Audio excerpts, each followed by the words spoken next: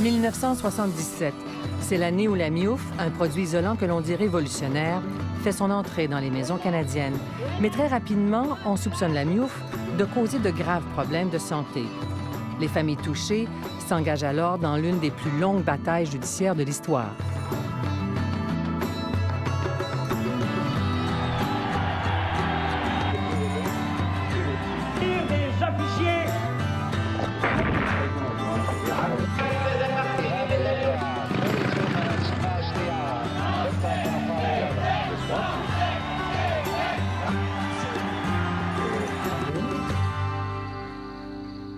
Ici Anne-Marie Dussault, bienvenue à Tout le monde en parlait. Aujourd'hui, il est question de la myouf, un produit isolant qui a tenu la population en alerte pendant de nombreuses années. À la fin des années 70, Ottawa subventionne son installation. C'est une offre irrésistible pour 80 000 propriétaires. Mais très rapidement, c'est le cauchemar. Bien des personnes tombent malades, des enfants surtout. La myouf devient suspecte, maudite même pour les familles touchées, qui engagent alors le combat de leur vie. Dans ma Camaro, je t'emmènerai sur tous les chemins d'été. Dans ma Camaro, je t'emmènerai à San Francisco. Début des années 70, les automobilistes sont fiers d'acheter de grosses voitures 8 cylindres. La consommation de carburant, c'est le dernier de leurs soucis.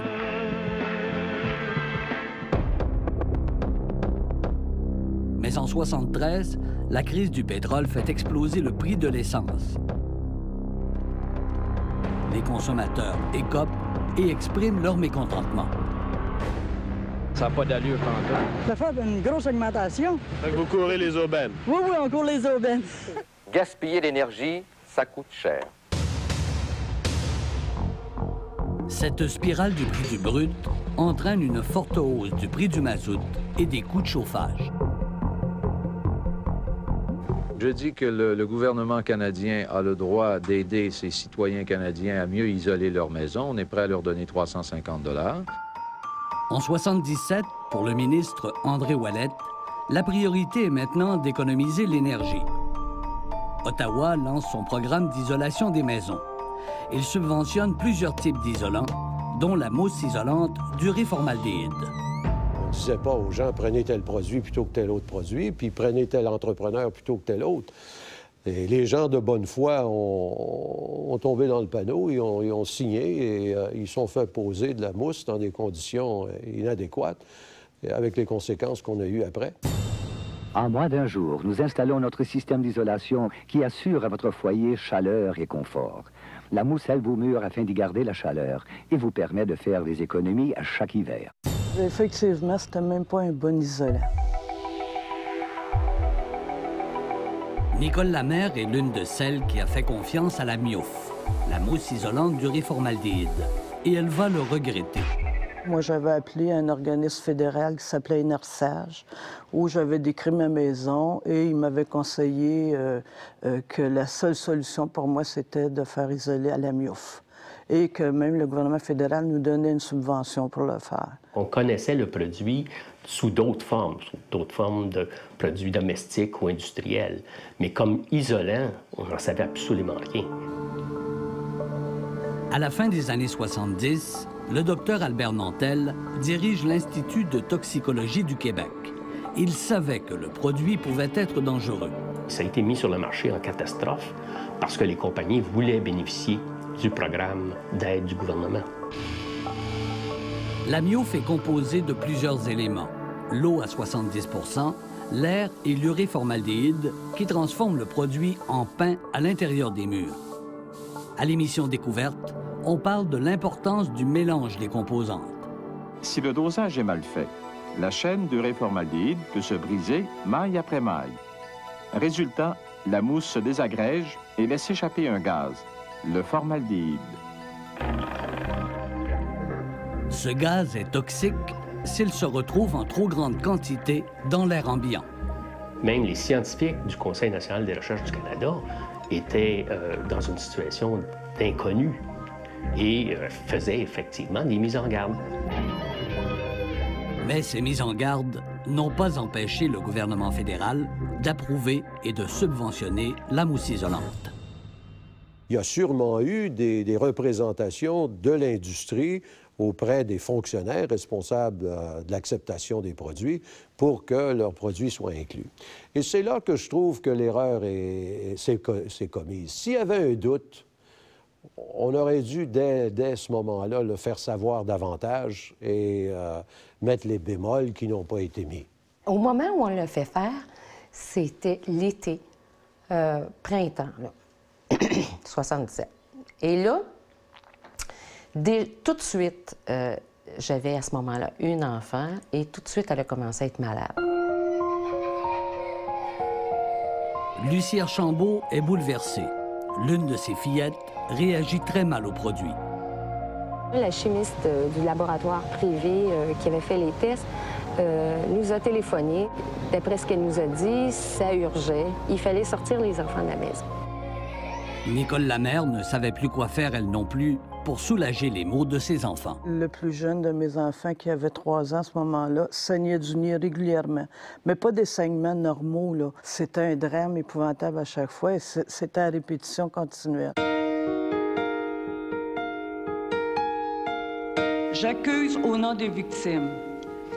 J'accuse le gouvernement du Canada d'avoir fermé les yeux sur des dizaines de familles. Madame Lamère deviendra la présidente de la Fédération des comités de victimes de la MIOF au Québec. Mes enfants ont perdu leurs amis, leur vie sociale, leur environnement, comme des centaines de familles qui ont dû évacuer dans des conditions misérables et sans aide.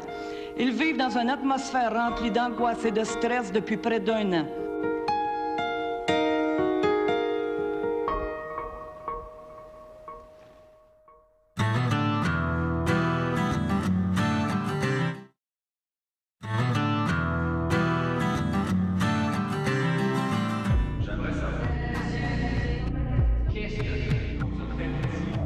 En tant que propriétaire de défaire des murs puis de l'ôter la maudite mousse. Pour que ces filles ne font pas les expériences avant que tout le monde soit malade, avant de nous mettre ça dans la face.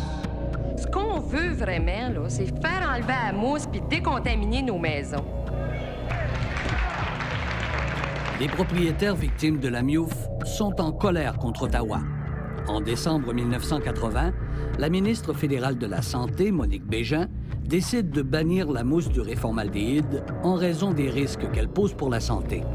Le pédiatre Jacques Lacroix a observé une détérioration de la santé de dizaines d'enfants. J'ai vu des cas sévères d'enfants qui avaient perdu du poids, qui étaient franchement très malades, qui ne fonctionnaient plus à la maison ni à l'école, et qui, une fois sortis de l'environnement où était la mousse, ces enfants-là se portaient très bien.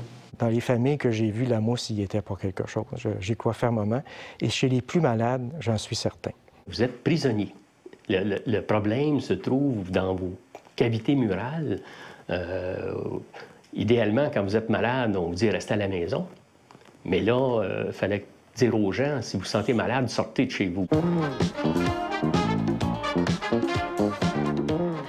Avant, il y avait la grippe espagnole, puis là, c'est la mousse du réformaldéhyde.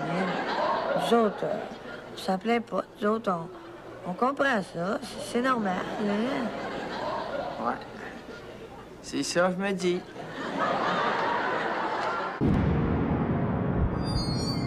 Plus de 3 ans se sont écoulés entre l'approbation du produit par la Société canadienne d'hypothèques et de logement et son interdiction. Dans tout le Canada, plus de 80 000 maisons ont été isolées à la MIOF. Pourquoi le gouvernement a-t-il attendu si longtemps avant de réagir? Le politique est toujours à la merci des avis d'experts qu'il reçoit. Et quand les avis d'experts sont contradictoires, ça devient excessivement difficile de prendre des décisions, à moins qu'il y ait un drame. Et là, il y en a eu un. Bonsoir, mesdames et messieurs. Le gouvernement fédéral se lave les mains du dossier de la mousse du réformaldéhyde et pointe du doigt des responsables. La première responsabilité incombe d'abord aux producteurs de ce produit, aux manufacturiers. Deuxièmement, aux entrepreneurs qui ont mal posé le produit. Et dans une large mesure, aux provinces qui n'ont pas eu la clairvoyance de poser des normes très précises lorsqu'il y a eu une prolifération... Plus négatif que ça, c'est pas possible. De se défendre en disant nous, on n'a rien à voir là-dedans, c'est de la faute de tout le monde, sauf nous. Je pense que c'est assez déplorable. C'est lui qui l'accepte, mais c'est pas lui qui est responsable. C'est lui qui était déjà au courant que c'était dangereux comme produit, mais il n'est pas responsable. J'ai milité très fort au sein du Conseil des ministres pour dire, écoutez, je peux bien dire qu'on n'est pas responsable, mais entre nous, on a une certaine obligation morale. Si on n'a pas une obligation juridique, on a une obligation morale. Ça fait de ce dossier-là le dossier civil le plus important du siècle. C'est un spécialiste de la consommation qui fait cette déclaration. L'avocat Claude Masse, aujourd'hui décédé, a défendu les intérêts des victimes de la MIOF jusqu'au bout. Qu'est-ce qui s'est passé entre les tests puis la décision politique là-dessus? On faisait la tournée des 32 comités qu'on avait mis sur pied au Québec. Il était tellement ému de voir qu'on était laissés à nous autres mêmes qu'il embarquait avec nous d'une façon très généreuse. M. Ouellette est-il prêt à donner aux Canadiens l'assurance qu'aucun des députés ou qu'aucun des ministres et leurs organisateurs politiques n'avait quelque intérêt financier que ce soit dans l'une des compagnies qui a fabriqué ou distribué le produit? Je n'en veux pas du tout à M. Masse, mais je dois vous dire, avec les années, avec le recul, qu'il a charrié joliment. C'est un bon avocat et il a plaidé très fort la cause des victimes de la MIOF et j'ai du respect pour ce qu'il a fait. Et il est un de ceux qui ont contribué à aider les victimes de la MIOF. Les victimes de la MIOF ne se battent pas seulement contre le fédéral. Elles doivent aussi se battre contre l'Ordre des chimistes du Québec, pour qui la maladie semble plus imaginaire que réelle. C'est une grosse farce.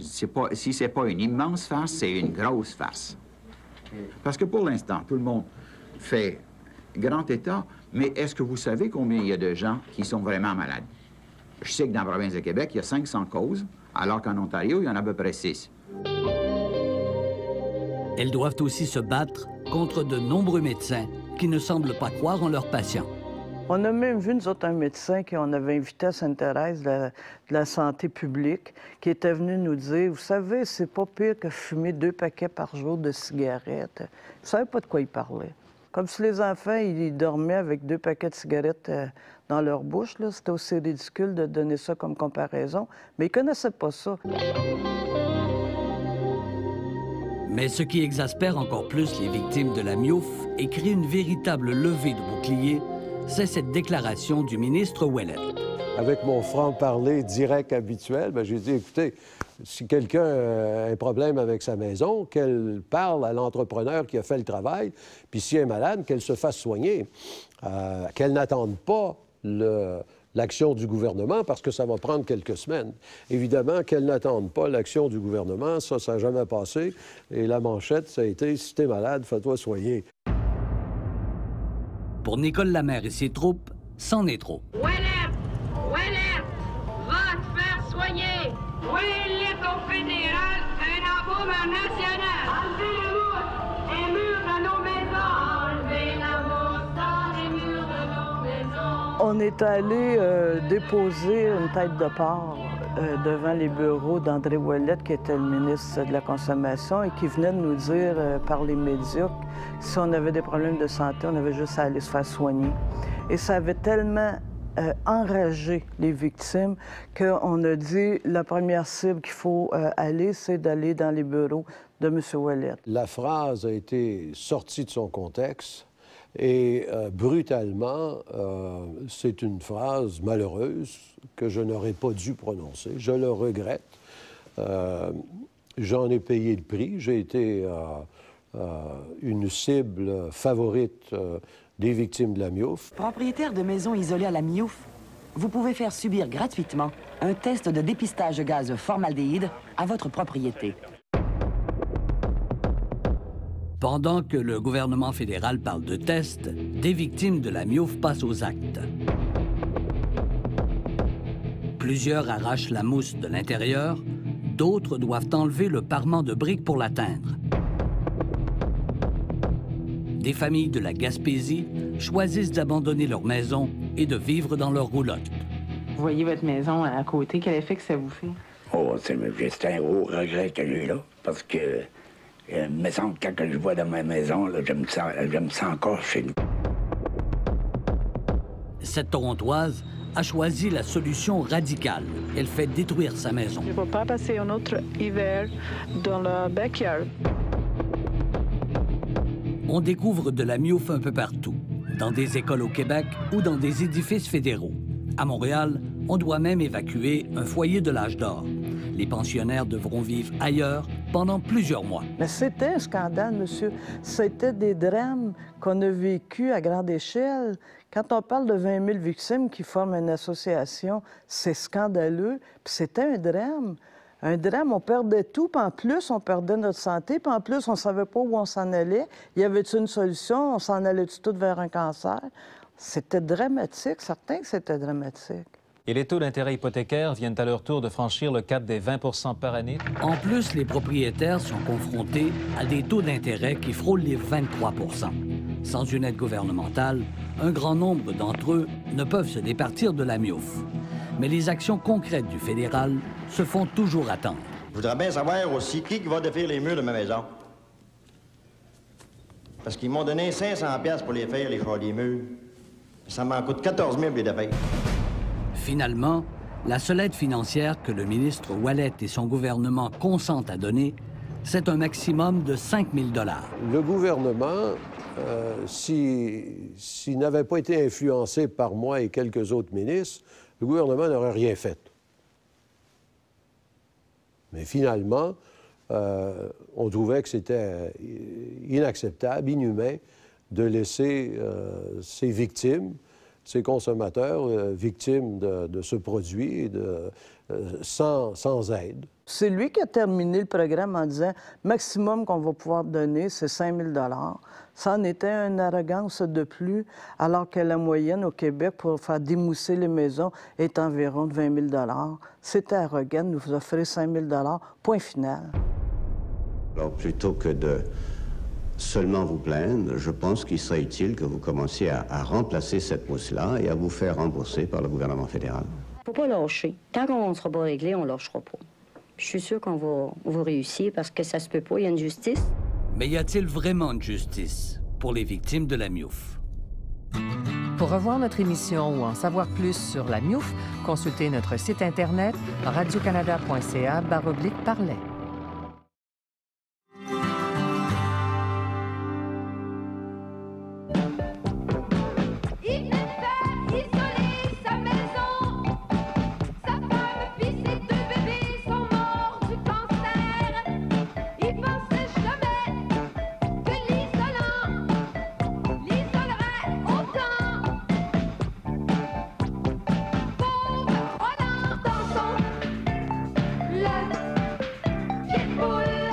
Dans la comédie musicale de Marc Drouin, Pied de poule, on ne se gêne pas pour dire que la mousse isolante peut faire mourir. Les victimes de la miouf, elles, doivent maintenant prouver en cours que la miouf est responsable de la détérioration de leur santé. C'est dans cette salle que cela se déroulera, la plus grande du palais de justice, avec bureau attenant pour les parties en cause et le juge René Urtubise. En septembre 83, 6 ans après l'approbation du produit, le procès commence. Les victimes, représentées par 6 familles, affrontent toute l'industrie du formaldéhyde et la Société canadienne d'hypothèques et de logement. Vous auriez dû voir comme spectacle, juste visuellement, ce que ça donnait. D'un côté, il y avait 2 avocats, 2 procureurs qui défendaient les 6 familles cause-type, et de l'autre côté, il y avait 22 avocats. Déjà, là, est-ce qu'on peut voir qu'il y a comme il manque d'équité, là? Il y a comme un déséquilibre? Dans ce procès, le docteur Nantel est un témoin expert et les victimes de la miouf comptent sur lui. J'ai su assez rapidement que les victimes ne gagneraient jamais ce procès-là. La raison pour laquelle le docteur Nantel était si vite convaincu, c'est qu'il lui était impossible, comme expert toxicologue, de prouver que la miouf rendait malade. Quand j'ai dit dans mon témoignage en chef qu'il était impossible de prouver la relation de cause à effet, il me semble que ça paraît assez évident. qu'on aurait pu arrêter ça là. Ce qu'on appelle le procès de la Miouf n'est pas encore terminé et déjà il est le plus long au monde. C'est finalement 7 ans plus tard, en 1991, que le verdict est rendu. Les victimes de la Miouf ont tout perdu. Un juge rejette tous leurs arguments. C'est un non-sens. C'est un non-sens qu'à la Cour, on nous dise que c'est pas dangereux comme produit. C'est vrai que ça a ses limites, une Cour, d'autant plus que c'était tellement inégal comme participation. C'est un dossier politique. Au lieu de donner 5 000, si les provinces et les manufacturiers s'étaient aussi impliqués comme le fédéral, c'est 15 000 qu'on aurait pu offrir à chaque personne affectée par le produit de la Miouf. Nicole Lamère dit avoir perdu environ 100 000 $ dans le drame de la Miouf. Je pense que c'est le plus beau modèle d'un risque mal géré. Et on sait que qu'est-ce qui fait la différence entre un incident et une catastrophe, c'est comment on gère l'incident. En juin 2004, le Centre international de recherche sur le cancer vient confirmer dans une étude que le formaldéhyde est une substance cancérigène. Mais cette découverte ne permet pas pour autant de conclure que dans l'affaire de la Miouf, le tribunal aurait donné raison aux victimes.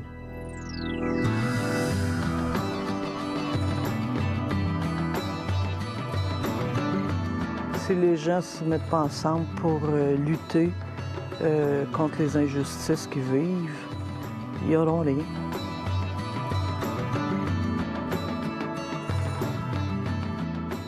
Ceci est un drame grave que des gens ont vécu. Et d'en parler à nouveau aujourd'hui peut peut-être aider pour éviter que des erreurs qui ont été faites à l'époque existent à nouveau.